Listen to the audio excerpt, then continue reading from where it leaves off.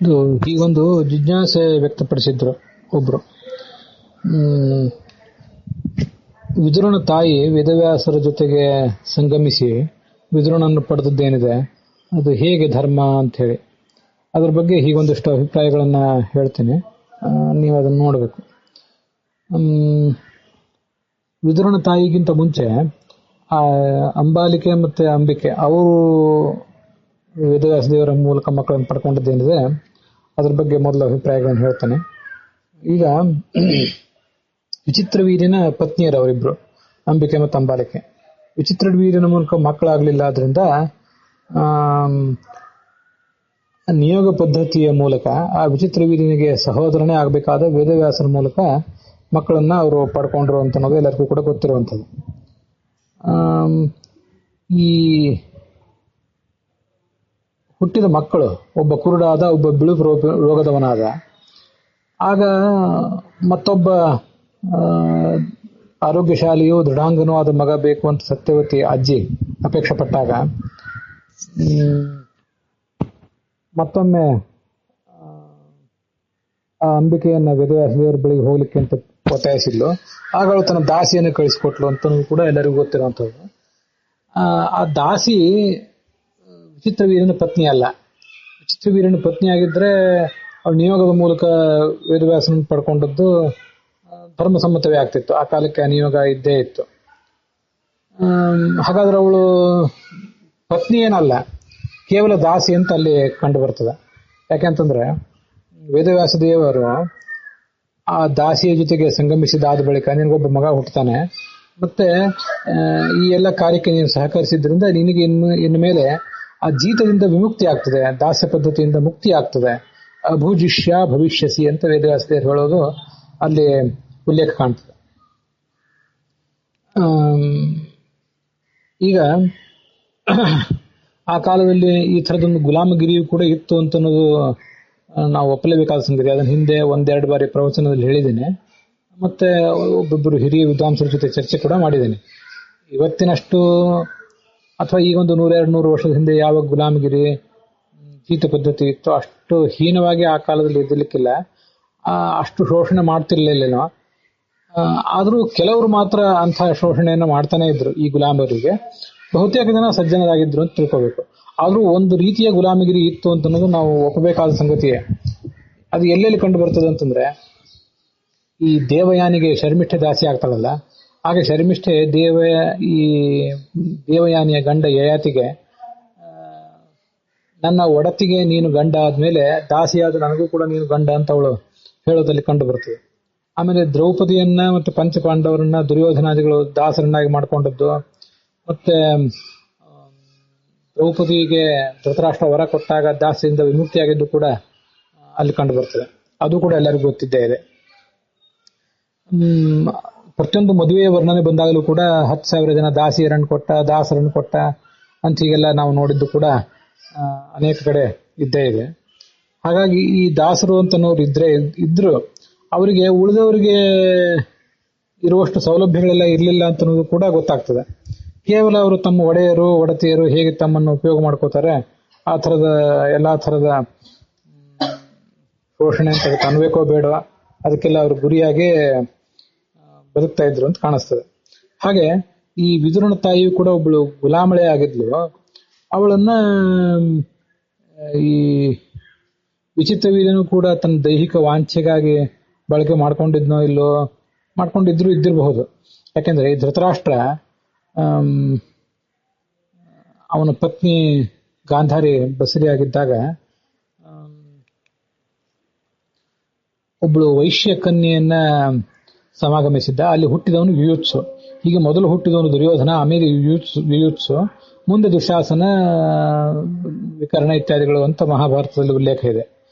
ಆ ವೈಶ್ಯಕನ್ಯಕೋದರೋದ್ಭವ ಅಂತ ತಾತ್ಪರ್ಯ ನಿರ್ಣಯದಲ್ಲಿ ಕೂಡ 12ನೇ ಅಧ್ಯಾಯ 49ನೇ ಶ್ಲೋಕದಲ್ಲಿದೆ.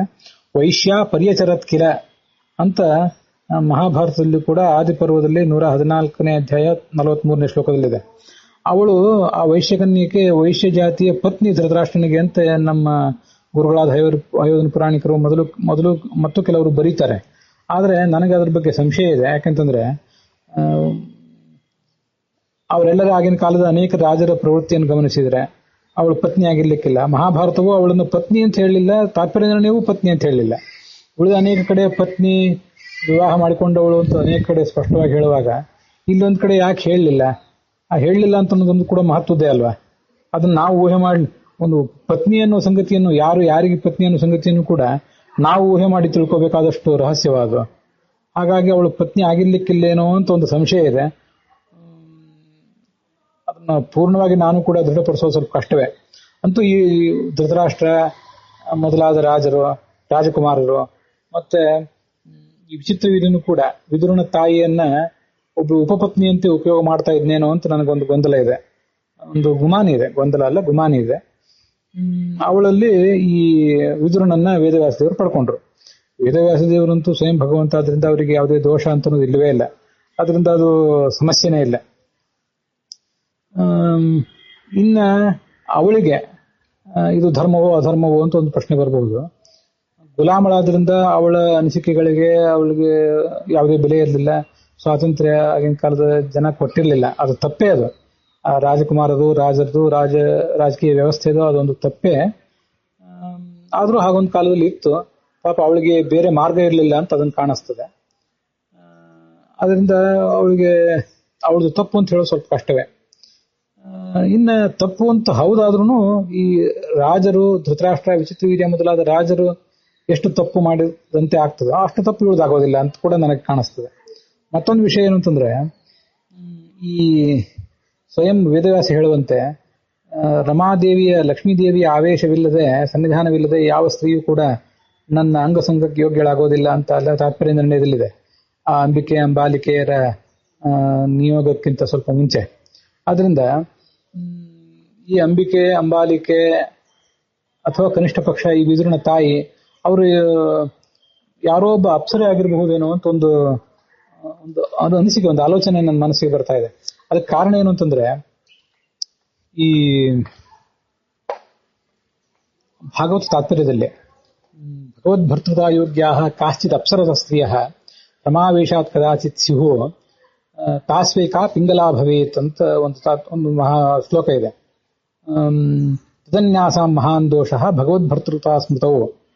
ಅದರ ತಾತ್ಪರ್ಯ ಏನು ಅಂತಂದ್ರೆ, ಒಟ್ಟಾರೆ ಈ ಭಗವಂತನ ಪತ್ನಿಯರಾಗಲಿಕ್ಕೆ ಅಥವಾ ಭಗವಂತನ ಜೊತೆ ಕೇವಲ ಪ್ರೇಯಸಿಯರಾಗಿ ಈ ನಂದಗೋಕುಲದಲ್ಲಿ, ಬೃಂದಾವನದಲ್ಲಿ ವಿಹರಿಸಿದ್ರಲ್ಲ, ರಾಸಲೀಲೆ ಮಾಡಿದ್ರಲ್ಲ, ಅವರಂತೆ ಆದರೂ ಭಗವಂತನ ಜೊತೆ ಅಂಗಸಂಗ ಮಾಡ್ಕೊಳ್ಳಿಕ್ಕೆ ಅವರಲ್ಲಿ ಕೆಲವರು ಅನ್ಯೈಹಿ ಧೃತಾಹ ಅಯುಗಬಾಣ ಶರಾಭಿನುನ್ನಾಹ, ಗೋಪಸ್ತ್ರೀಯರ, ಯಾವ ಗೋಪಸ್ತ್ರೀಯರ ಜೊತೆ ಕೃಷ್ಣ ವಿಹರಿಸಿದ್ನಲ್ಲ ಬೆಳದಿಂಗಳಿನಲ್ಲಿ, ಕೆಲವರನ್ನ ಅವನು ಮದುವೆ ಮಾಡ್ಕೊಂಡಿದ್ದ, ಇನ್ನು ಕೆಲವರು ಬೇರೆಯವರು ಮದುವೆ ಮಾಡಿಕೊಂಡ ಸ್ತ್ರೀಯರು, ಬೇರೆ ಯಾರ್ದೋ ಪತ್ನಿಯರು. ಆದ್ರೆ ಮೂಲತಃ ಅಪ್ಸರೆಯರಾದ್ರಿಂದ ಇವನ ಜೊತೆ ಅವರು ವಿಹರಿಸಿದ್ರಿಂದ ಅವರಿಗೆ ದೋಷ ಬರಲಿಲ್ಲ ಅಂತ ಅಲ್ಲೆಲ್ಲ ಮಾಹಿತಿ ಇದೆ. ಹೀಗೆ ಭಗವಂತನ ಪತ್ನಿಯರಾಗ್ಲಿಕ್ಕಾಗ್ಲಿ ಅಥವಾ ಭಗವಂತನ ಜೊತೆ ಹಾಗೆ ವಿಹರಿಸ್ಲಿಕ್ಕಾಗ್ಲಿ ಇದಕ್ಕೊಂದು ಪ್ರತ್ಯೇಕವಾದ ಅಪ್ಸರಾಗಣವೇ ಇದೆ. ನಾವು ಬಹಳ ಎಚ್ಚರಿಕೆಯನ್ನು ಗಮನಿಸಬೇಕು. ಊರ್ವಶಿ ಮತ್ತೆ ವಿಪ್ರಚಿತ್ತಿ, ಮೇನಕ, ರಂಭ ಮೊದಲಾದವರು ಕೂಡ ವರುಣ, ಕುಬೇರ, ಇಂದ್ರ ಮೊದಲಾದವ್ರ ಜೊತೆ ವಿಹರಿಸಬಹುದು. ಭಗವಂತ ಅವ್ರ ಜೊತೆ ಯಾವತ್ತೂ ಕೂಡ ಅಂಗಸಂಗ ಮಾಡೋದಿಲ್ಲ ಅಂತ ಅನ್ನೋದನ್ನು ಗಮನಿಸ್ಬೇಕು ನಾವು. ಅವರೆಲ್ಲ ಕೇವಲ ಭಕ್ತಿಯಿಂದ ಭಗವಂತನನ್ನು ಆರಾಧನೆ ಮಾಡಬೇಕಾದವರು. ಸ್ನೇಹ ಭಕ್ತಾಸ್ತು ಕಾಶ್ಚಿತ್ ಸ್ಯುಹು ಕಾಮಭಕ್ತ್ಯಾವ ಕಾಶ್ಚಿತ್ ಅಂತ ಭಾಗವತ ತಾತ್ಪರ್ಯದಲ್ಲೇ ಇದೆ. ಭಗವಂತನ ಪ್ರೇಯಸಿಯರಾಗ್ಲಿಕ್ಕೆ ಅಥವಾ ಭಗವಂತನ ಪತ್ನಿಯರಾಗ್ಲಿಕ್ಕೆ ಒಂದು ನಿರ್ದಿಷ್ಟವಾದ ಗಣವೇ ಇದೆ. ಎಲ್ಲ ಅಪ್ಸರೆಯರು ಕೂಡ, ರಂಭೆ, ಮೇನಕೆ, ಊರ್ವಶಿ ಮೊದಲಾದ ಅಪ್ಸರೆಯರು ಕೂಡ ಅವನ ಪತ್ನಿಯರಾಗ್ಲಿ ಪ್ರೇಯಸಿಯರಾಗ್ಲಿ ಆಗೋದೂ ಇಲ್ಲ. ಆ ಥರ ಅವತಾರವೂ ಕೂಡ ಅವ್ರು ಮಾಡೋದಿಲ್ಲ. ಆದ್ರಿಂದ ಈ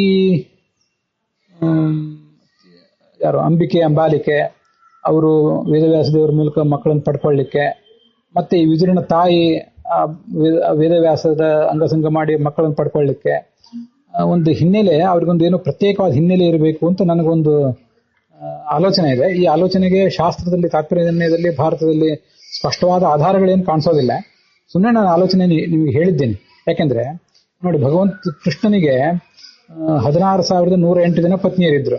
16,100 ಜನ ಅವರು ನರಕಾಸುರನ ಆಶ್ರಯದಲ್ಲಿದ್ದವರು, 8 ಜನ ಮದುವೆ ಮಾಡ್ಕೊಂಡು ಈ ಅಷ್ಟಮಹಿಷಿಯರು, ಮತ್ತೆ ಆ ಪಿಂಗಳ ಅಂತ ಒಬ್ಳು ತ್ರಿವಕ್ರ ಅಂತ ಏನು ಅಪ್ಸರೆ ಇದ್ದಲ್ಲ, ಅವಳೇ ಪೂರ್ವ ಜನ್ಮದಲ್ಲಿ ಪಿಂಗಲ ಅನ್ನುವ ಒಬ್ಳು ವೇಷಾಸ್ತ್ರೀಯಾಗಿದ್ಲು.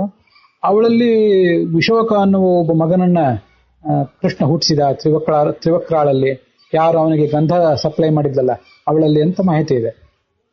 ಆದ್ರಿಂದ ಕೃಷ್ಣ ಆ 16,100 + 8 ಪ್ಲಸ್ ಈ ತ್ರಿವಕ್ರ ಮತ್ತೆ ನಂದಗೋಕುಲ ಬೃಂದಾವನದಲ್ಲಿ ಅವನ ಜೊತೆ ರಾಸಲೀಲೆ ಆಡಿದ ಪ್ರೇಯಸಿಯರು, ಅವನನ್ನು ಮದುವೆ ಮಾಡಿಕೊಂಡಂತ ಅನೇಕ ಜನ ಬೇರೆ ಬೇರೆ ಅವರೆಲ್ಲರೂ ಕೂಡ ಲಕ್ಷ್ಮೀದೇವಿ ಆವೇಶ ಪಡೆದವರೇ. ಮತ್ತೆ ಅದಕ್ಕೊಂದು ಪ್ರತ್ಯೇಕವಾದ ಗುಂಪಿದೆ. ಅದು ಬೇಕಾಬಿಟ್ಟು ಯಾರ್ಯಾರೋ ತದನ್ಯಾಸ ಮಹಾನ್ ದೋಷ ಭಗವದ್ಭರ್ತತಾ ಸ್ಮೃತೋ ಅಂತ ಸ್ಪಷ್ಟವಾಗಿ ಭಾಗವತ್ ತಾತ್ಪರ್ಯ ಹೇಳ್ತದೆ. ಬೇರೆ ಯಾರ್ಯಾರೋ ಸ್ತ್ರೀಯರು ನಾವು ಭಗವಂತನ ಪತ್ನಿಯರಾಗ್ತೀವಿ, ಭಗವಂತನ ಜೊತೆ ಕಾಮಭಕ್ತಿ ಪ್ರೇಮ ಭಕ್ತಿಯನ್ನು ಮಾಡ್ತೀವಿ ಅಂತ ಆಲೋಚನೆ ಮಾಡುವಂತಿಲ್ಲ, ಅದು ತಪ್ಪಾಗ್ತದೆ. ಆದ್ರಿಂದ ಈ ವಿದುರನ ತಾಯಿ ಮತ್ತೆ ಆ ಪಿಂಗಳ ಹೇಗೆ ಒಬ್ಳು ನಿರ್ದಿಷ್ಟ ಅಪ್ಸರೆಯೋ ಹಾಗೆ ವಿದುರನ ತಾಯಿ ಮತ್ತೆ ಈ ಅಂಬಿಕೆ ಅಂಬಾಲಿಕೆಯರು ಕೂಡ ಯಾವುದೋ ಒಂದು ನಿರ್ದಿಷ್ಟ ಅಪ್ಸರಾ ಗುಂಪಿಗೆ ಸೇರಿದವರಾಗಿರ್ಬೇಕು, ಅಪ್ಸರಾ ವರ್ಗಕ್ಕೆ ಸೇರಿದವರಾಗಿರ್ಬೇಕು. ಆದ್ರಿಂದಲೇ ಅವರು ಭಗವಂತನ ಸಂಘ ಮಾಡಿದ್ರು ಕೂಡ ಅವರಿಗೆ ಅದು ದೋಷಕರ ಆಗಲಿಲ್ಲ. ವಿಶೇಷತಃ ಈ ವಿದುರನ ತಾಯಿ ಅಂತೂ ಆ ಭಗವಂತನ ಅತ್ಯಂತ ಪ್ರೇಮದಿಂದ ಅವನನ್ನ ಉಪಚಾರ ಮಾಡಿದ್ರಿಂದ ಶ್ರೇಷ್ಠ ಮಗ ಹುಟ್ಟಿದ. ಮತ್ತೆ ಅವಳಿಗೆ ಸುತ ಸದ್ಗುಣಾತ್, ವಿದುರನ ಸದ್ಗುಣದಿಂದ ಸದ್ಗತಿ ಆಯಿತು ಅಂತ ತಾತ್ಪರ್ಯ ನಿರ್ಣಯದಲ್ಲಿ ಮುಂದೆ ಉಲ್ಲೇಖ ಮಾಡ್ತಾರೆ. ಹೀಗೆಲ್ಲ ಇರೋದ್ರಿಂದ ಅವಳಿಗೆ ಅದು ದೋಷ ಆಗಲಿಲ್ಲ ಅಂತ ನಮಗೆ ಮುಂದೆ ಕಾಣಿಸ್ತದೆ. ಅಂತೂ ಗುಲಾಮಗಿರಿ ಅಂತೂ ಅವಾಗ ಇದ್ದೇ ಇತ್ತು, ನಾವು ಅದನ್ನ ಬಹಳ ಒಪ್ಪಲೇಬೇಕಾಗ್ತದೆ, ಬೇರೆ ಮಾರ್ಗ ಇಲ್ಲ. ಇವತ್ತಿನ ಕಾಲದಲ್ಲಿರುವಷ್ಟು ಕೆಟ್ಟ ಪದ್ಧತಿಯಲ್ಲಿ ಗುಲಾಮಗಿರಿ ಇರ್ಲಿಕ್ಕಿಲ್ಲ. ಅಂತೂ ಗುಲಾಮಗಿರಿ ಒಂದು ರೀತಿಯಲ್ಲಿತ್ತು. ವೇದವ್ಯಾಸ ದೇವರು ವಿದುರನ ತಾಯಿಯನ್ನ ಗುಲಾಮಗಿರಿಯಿಂದ ಬಿಡಿಸಿದರು ಅಂತನ್ನೋದೆಲ್ಲ ವಿದುರ ಮಾತಾ ಅಭುಶಿಷ್ಯ ಭವಿಷ್ಯತಿ ಆದಿಪರ್ವದ 105ನೇ ಅಧ್ಯಾಯ 27ನೇ ಶ್ಲೋಕ ಅಲ್ಲಿ ಬರುವಂತ ಮಾಹಿತಿ ಇದೆ. ಹೀಗೆ ವಿದುರನ ತಾಯಿ ವೇದವ್ಯಾಸ ದೇವರ ಮೂಲಕ ನಿಯೋಗದ ಮಕ್ಕಳನ್ನು ಪಡ್ಕೊಂಡದ್ರ ಬಗ್ಗೆ ನಂದು ಉತ್ತರ ಇದೆ. ಮೊನ್ನೆ ಒಬ್ರು ಕೇಳಿದ್ರು, ಅದಕ್ಕೆ ವಿಸ್ತೃತವಾದ ಉತ್ತರ ಕೊಟ್ಟಿದ್ದೀನಿ. ಸ್ವಲ್ಪ ಇದನ್ನ ನೀವು ಆಲೋಚನೆ ಮಾಡಿ ಹೇಳಬೇಕು. ಇಂಥ 2-3 ಪ್ರಶ್ನೆಗಳನ್ನ ಮೊನ್ನೆ ನಿನ್ನೆ ಇವತ್ತು ಎಲ್ಲ ಕೆಲವು ಜಿಜ್ಞಾಸುಗಳು ಕೇಳಿದ್ದಾರೆ. ನನಗೆ ತುಂಬಾ ಆಲೋಚನೆ ಮಾಡಲಿಕ್ಕೆ ದಾರಿ ಮಾಡಿಕೊಟ್ಟಂತ ಪ್ರಶ್ನೆಗಳು. ದಯವಿಟ್ಟು ಅಂತ ಪ್ರಶ್ನೆಗಳನ್ನು ಕೇಳ್ತಾ ಇರಬೇಕು. ಹಿಂದೆ ನಾನು ಪ್ರವಚನ ಇದೆಲ್ಲ ಮಾಡಿ ಮುಗಿಸಿದ್ದೇನೆ, ಆದ್ರೆ ಅಲ್ಲಿ ಬರದೇ ಇರುವ ಪ್ರಶ್ನೆಗಳು ಕೆಲವು ಇಲ್ಲಿ ಬರ್ತಾ ಇವೆ, ಅಲ್ಲಿ ಆಗ ಬರದೇ ಇರುವ ಆಲೋಚನೆಗಳು ಇಲ್ಲಿ ಬರ್ತಾ ಇವೆ. ಬಹಳ ಸಂತೋಷ ತಂದಿದೆ ನನಗೆ. ಇಂಥ ಪ್ರಶ್ನೆಗಳು ನಿಮ್ಮಿಂದ ಬರಲಿ ಅಂತ ನಿರೀಕ್ಷಿಸ್ತೇನೆ. ನಮಸ್ಕಾರ.